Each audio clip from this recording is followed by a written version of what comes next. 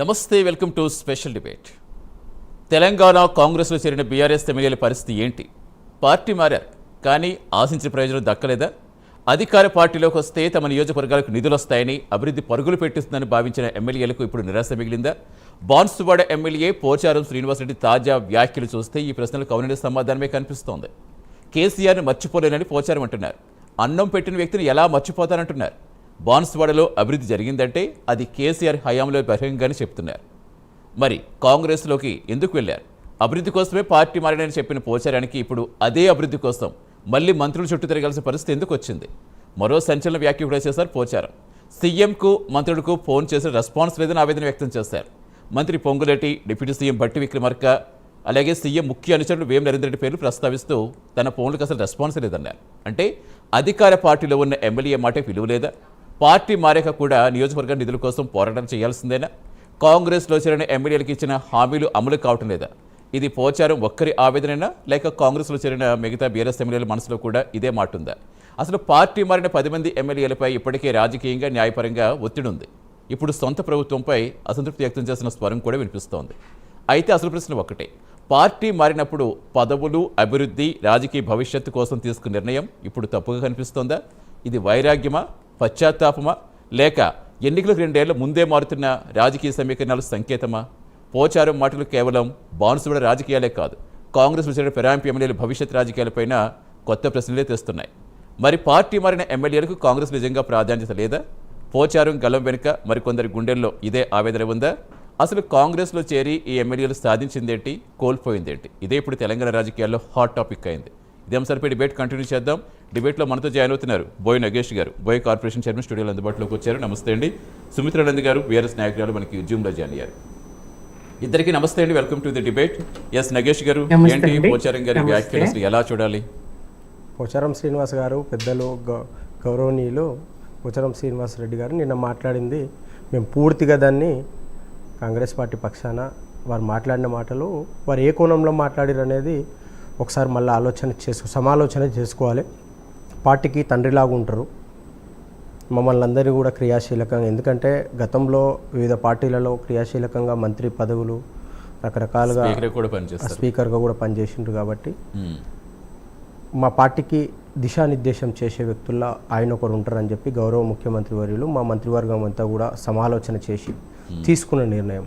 మరి ఈరోజు వారు ఎందుకు అంత చనికావేశానికి గురైనరో వాళ్ళు సమాలోచన చేసుకోవాలి. పెద్దలు వారికి మనం పదే పదే మాట్లాడుతూ ఉంటే ఏదో మరి ఎందుకు అట్లా అయిందనేది తెలియదు. కాకపోతే ఏంటంటే మీ ద్వారా నేను తెలంగాణ రాష్ట్ర ప్రజలకు, బీఆర్ఎస్ నుంచి వచ్చిన వాళ్లకు, బీజేపీ నుంచి వచ్చిన వాళ్ళకు అందరికీ కూడా నేను చెప్తా ఉన్నా, మా గౌరవ ముఖ్యమంత్రి వర్యులు అహర్నిశలు కాంగ్రెస్ ప్రభుత్వం వచ్చిన తర్వాత ఇంటి నుంచి పరిపాలన కొనసాగిస్తూ వచ్చిన ప్రతి వారిని, ఇప్పుడు నేను కూడా ఒక నియోజకవర్గానికి కంటెస్టెడ్ ఎమ్మెల్యేగా 2023లో చంద్రాయణగుట్ట నియోజకవర్గంలో ఓడిపోవడం జరిగింది. నేను దాదాపు ఇప్పటి వరకు 10 సార్లు కలవడం జరిగింది. మరి పోచారం శ్రీనివాస్ రెడ్డి గారు ఎందుకు ఈ నిందలేస్తున్నారు అనేది మాకు అర్థం కావడం లేదు, అంతుచిక్కడం లేదు. అంతేకాకుండా వేం నరేందర్ రెడ్డి గారు, మిగతా మంత్రులు ఉదయం నుంచే వేం నరేందర్ రెడ్డి గారు 9 గంటలకు, మీరు ఎవరన్నా సాక్ష్యాధారాలు కావాలి అంటే నాతో వాళ్ళని టచ్లో ఉండమనండి. ఉదయం 9 గంటల నుంచి 12 గంటల వరకు వేం నరేందర్ రెడ్డి గారు అనుక్షణం ప్రతి ఒక్క కాంగ్రెస్ అనే కాదు, వివిధ పోలీస్ డిపార్ట్మెంట్ ఉండొచ్చు, టీచర్స్ ఎడ్యుకేషన్కి సంబంధించిన వాళ్ళు ఉండొచ్చు, రైతులు ఉండొచ్చు, అదేవిధంగా ఇంకెవరినైనా ప్రతి ఒక్కరిని కూడా ఇంట్లోకి తీసుకొని ఇంట్లో కూర్చోబెట్టుకొని టిఫిన్స్ ఇచ్చి మాట్లాడే వ్యక్తి వేం నరేందర్. మరి అంటే మీరే అన్నారు, ఇప్పుడు చాలా పెద్ద వ్యక్తి, అనుభవం ఉన్న వ్యక్తి, మీకు వివిధ పదవుల్లో పనిచేసిన వ్యక్తి, స్పీకర్గా పనిచేసిన వ్యక్తి, మాకెంతో ఆరోగ్యంగా మాట్లాడుతున్నారు. మరి ఎందుకు ఫోన్లో రెస్పాండ్ అవ్వట్లేదని ఆయన స్వయంగా చెప్పారు కదా. సరే, ఆయన ఏమన్నారు ఒకసారి, అసలు ఫోన్లకు సంబంధించి ఆయన ఏం మాట్లాడారు ఒకసారి విందాం. ఎస్పీ సార్ బయట ప్లీజ్. అన్ని హామీ ఇస్తున్నా, 6 మాసాల్లో కూడా పూర్తి చేస్తా అన్నాడు. ఇవన్నీ రికార్డుగా ఇప్పుడు ఈ పరిస్థితిలో మనం ఇక్కడ ఆగినాం. దానికి కొంతమంది రకరకాలుగా మాట్లాడుతాం. తర్వాత మొన్న నవంబర్ 7 తారీఖు నాడు సీఎం గారింటికి మీటింగ్ అయితే పోయినా, అందరు ఎమ్మెల్యేలకు మాట్లాడుతుంటే మాకు కూడా పిలిచాడు. అది ఫిరాయింపుదారుల ఎమ్మెల్యే మీటింగ్ పెడితే అందరం పోయినాం. మీటింగ్ అయినాక విడివిడిగా మాట్లాడిపోయినాం. పొంగులేటి శ్రీనివాస్ రెడ్డి కూర్చున్నాడు, బట్టి కూర్చున్నాడు ఆయన పొలిటికల్ ఆ ఛాంబర్లో. నేను పోయి శ్రీనివాస్ రెడ్డి ఏమన్నా రేవంత్ రెడ్డి గారు లేచాడు కూర్చోసేనని అన్నాడు. ఒకటి అడిగితే సమాధానం చెప్పినా కూర్చుంటా అన్నా. ఏందన్నాడు, నేను నీకు 21 జూన్ నాడు నాకు కండువ కప్పిన రోజు నాకేమైనా పైసలు ఇచ్చినావా, నన్ను ఏమైనా కొన్నావా, గట్లట్టు వచ్చినా కొన్నావా చెప్పు, నాకేమైనా ఇద్దరు ఉన్నారు, నన్ను ఏమన్నా నా ఎమ్మెల్యేషిప్ కొన్నావా, నన్ను కొన్నావా చెప్పు, నేను అమ్ముడు పోయినా నీకే చెప్పినా.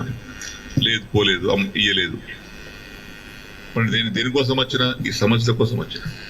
ఏమైనా అయిందా, ఏం కాలేదా, ఏమైంది 100 కోట్లు HDF ఉంటే 30 కోట్లు ఇచ్చారు, తర్వాత బంద్. దగ్గర 70 కోట్లు డబల్ బెడ్రూమ్ ఉంటే 20 కోట్లు ఇచ్చి 25 కోట్లు ఇచ్చి 45 కోట్లు ఇవ్వాలి, బంద్. పనులన్నీ పేమెంట్ లేక ఆగిపోతున్నాయి. ఆ కాంట్రాక్ట్ పని చేయమంటే పేమెంట్ ఇవ్వమని అంటున్నాడు. దావకార బాన్సుడు బంద్ అయింది, కోర్టు బంద్ అయింది. సిద్ధ పరిసర వారి కాంట్రాక్ట్ 40 కోట్లు ఇవ్వాలి, వాడు బంద్ చేసిండు. మరి వీటి కోసం వచ్చినాయి కదా నేను. బట్టి గారు చిన్న దగ్గరికి ఇలా లిస్ట్ మొత్తం తీసుకోండి, ఆ లిస్టు తీసుకొని 2 సార్లు ఇచ్చేయండి, ఒకసారి కాదు కానీ. ఇక పొంగులేటి గారు ఆ లిస్ట్ తీసుకోండి, 2 సార్లు మీరు ఇచ్చేయండి. ఇచ్చిన తెల్లారి ఫోన్ చేస్తే బట్టి లేవట్టాడు, పొంగులేటి లేవట్టాడు. ఎవరు చెప్పుకోను నేను.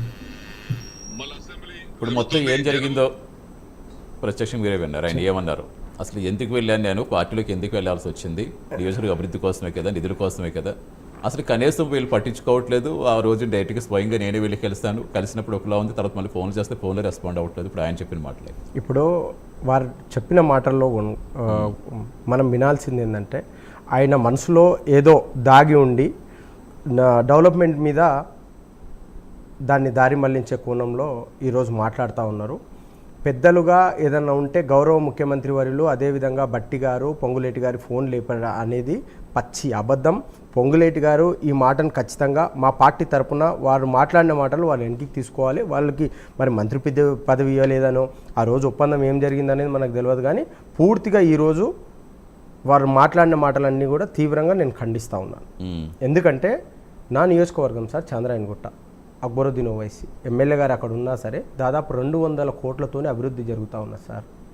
ఈరోజు బట్టగాల్చి మీద వేయడమే పోచారం శ్రీనివాసరెడ్డి గారిది తత్వం అయితే దాన్ని అంటే జనరల్గా పార్టీలో అంతర్గత విభేదాలు ఉండవా అంటే అది అతిశయోక్తి అవుతుంది. డెఫినెట్గా అన్ని పార్టీల్లోనే ఉంటాయి. కొంచెం కాంగ్రెస్ పార్టీలు అన్నిటికీ కొంచెం ఎక్కువగా అనిపిస్తూ ఉంటాయి. ఈ మధ్యకాలంలో చూస్తున్నాం ప్రతి నియోజకవర్గం, ప్రతి జిల్లా నుంచి ఎన్ని ఇష్యూస్ గాంధీ భవన్ చుట్టూ తిరుగుతున్నాయో.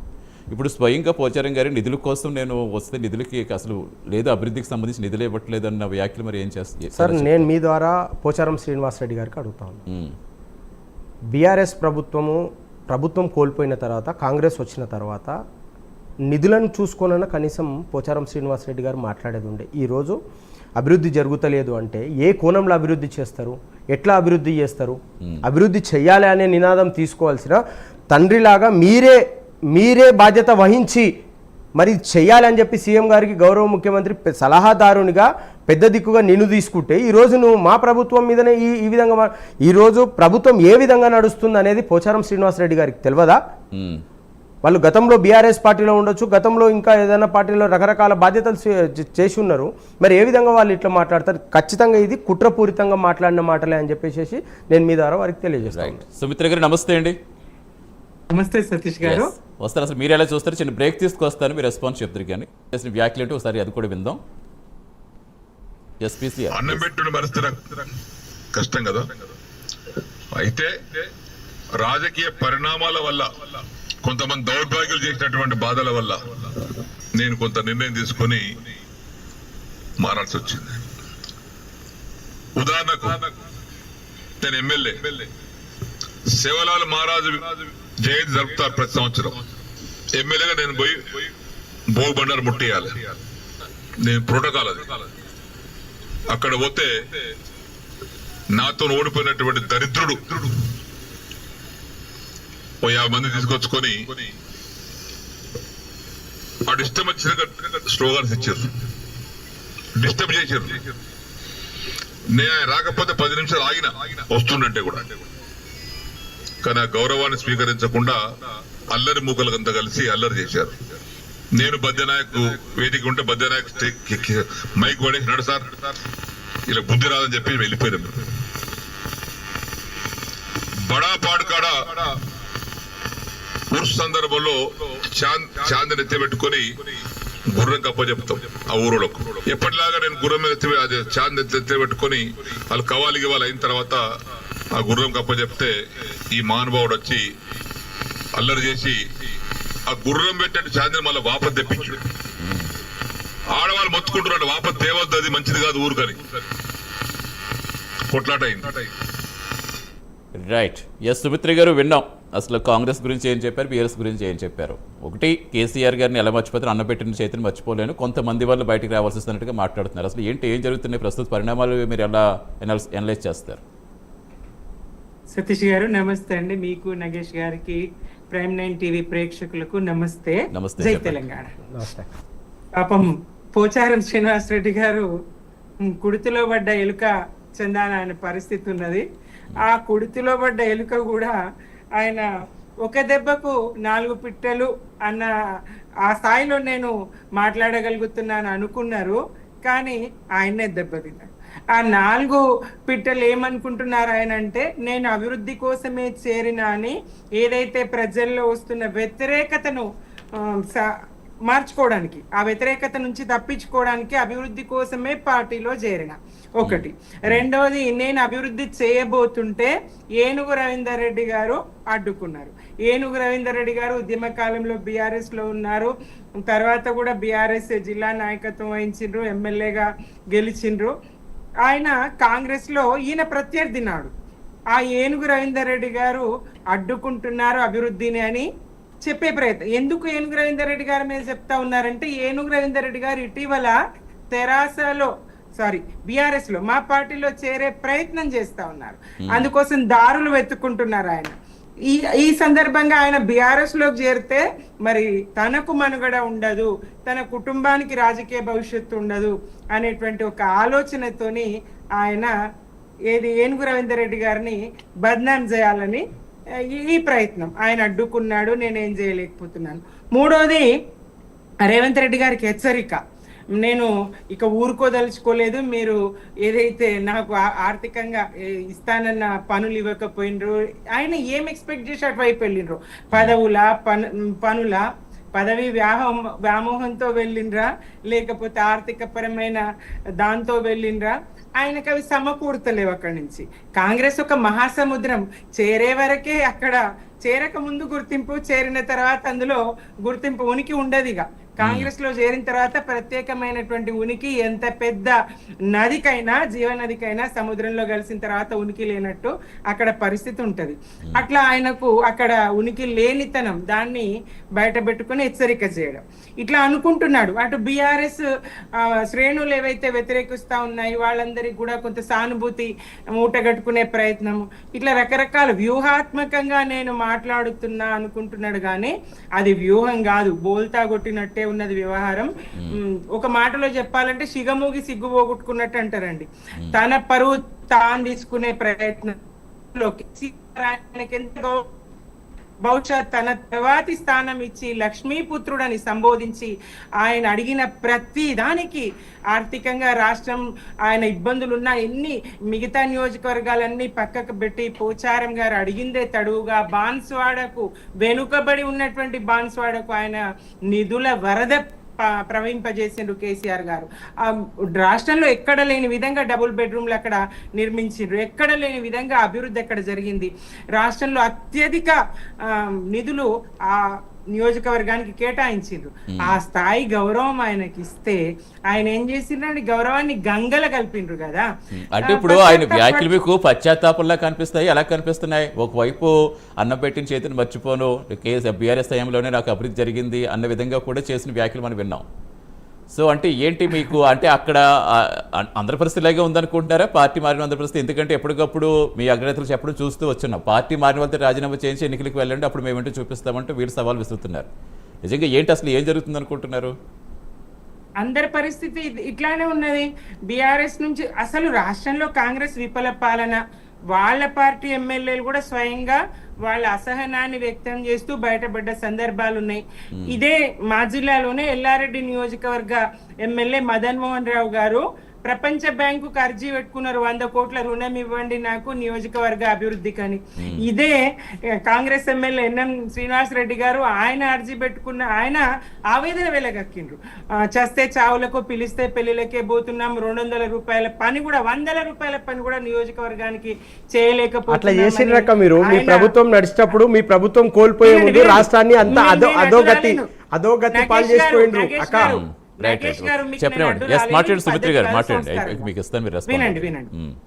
వినండి, ఆయన వెళ్ళగక్కిండ్రు. సొంత పార్టీలో కూడా ఆ పరిస్థితి ఉన్నది, సొంత పార్టీ ఎమ్మెల్యేలకు కూడా ఆ పరిస్థితి ఉన్నది.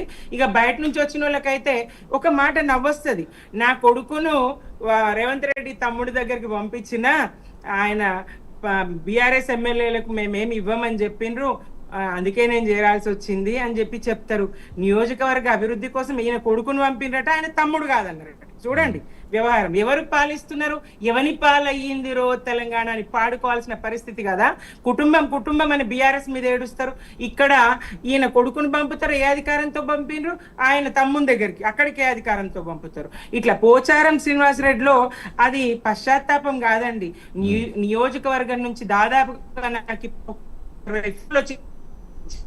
గోడుమంటున్నారు. మళ్ళా పోచారం ఎక్కడొస్తాడో, నియోజకవర్గం పార్టీలో ఎక్కడ చేరుతారో, మమ్మల్ని కాల్చుకు తిన్నాడు, వేధించుకు తిన్నాడు, పార్టీ మారి తనతో పాటు మారమని మేమంతా బీఆర్ఎస్ అభిమానులం, కేసీఆర్ అడుగుజాడల్లో నడిచే వాళ్ళం, నువ్వు వెటుపోయినా మేము రామని తెగేసి చెప్పినాం.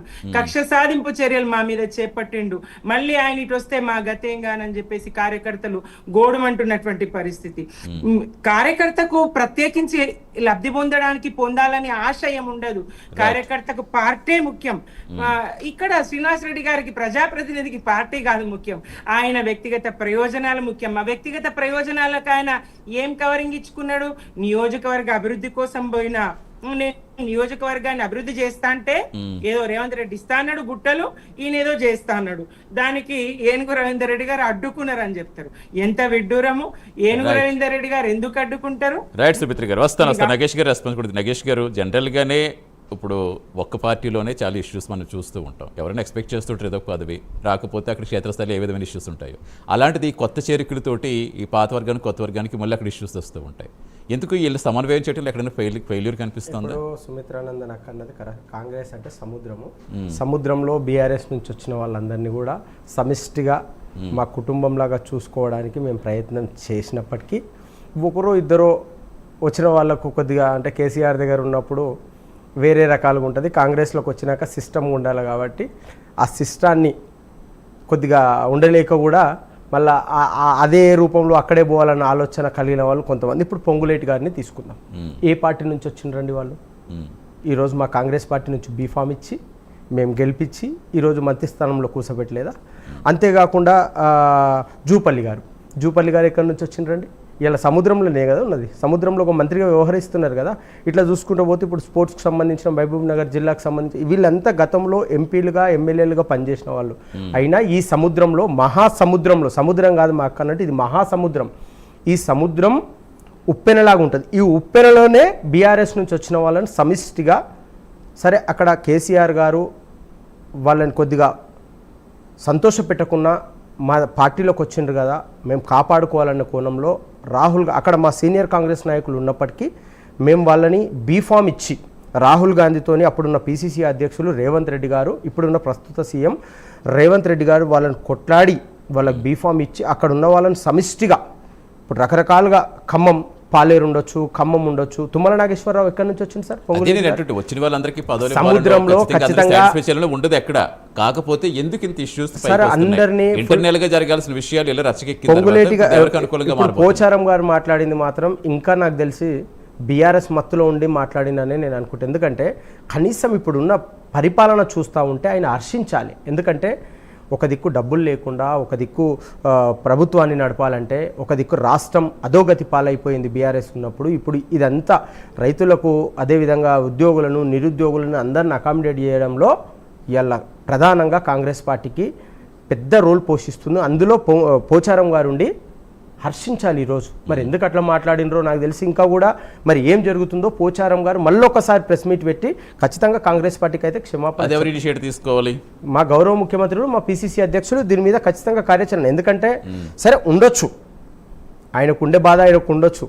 అట్లా అంటే చాలా మందికి కూడా బీఆర్ఎస్లో చాలా మంది ఉన్నోళ్ళే కదా. ఇప్పుడు దానం నాగేందర్ గారు ఎవరు, అరికెప్పుడు మన కుత్బుల్లాపూర్ నుంచి వచ్చిన మన అరికెప్పుడు గాంధీ గారు. కామన్ లేండి, ఇప్పుడు పార్టీల గురించి పార్టీలు మారటం అనేది ఇదేం కొత్త విషయం డెవలప్మెంట్ జరిగేది కోసమే కాదు. వస్తారు ఇదంతా కదా సార్. కామన్ గానే జరుగుతుంది. డెవలప్మెంట్ కాకపోతే వచ్చిన వాళ్ళు నిజంగా నిధుల కోసం అభివృద్ధి కోసం వచ్చినప్పుడు హాఫ్ టర్మ్ కంప్లీట్ అయిపోయింది, ఇంకా అభివృద్ధి సంస్థ నిధులు ఇవ్వట్లేదు అన్న అపవాదం మీద వేసుకుంటున్నప్పుడు దానికి సంబంధించిన ఆన్సర్ ఇప్పుడు నేను మా అక్కగారిని బీఆర్ఎస్ నాయకులను ఒక సూటిగా ఒక ప్రశ్న తెలుసుకున్నాను. మీరు మొన్నటికి మొన్న కాంగ్రెస్ నుంచి ఎవరినైతే మన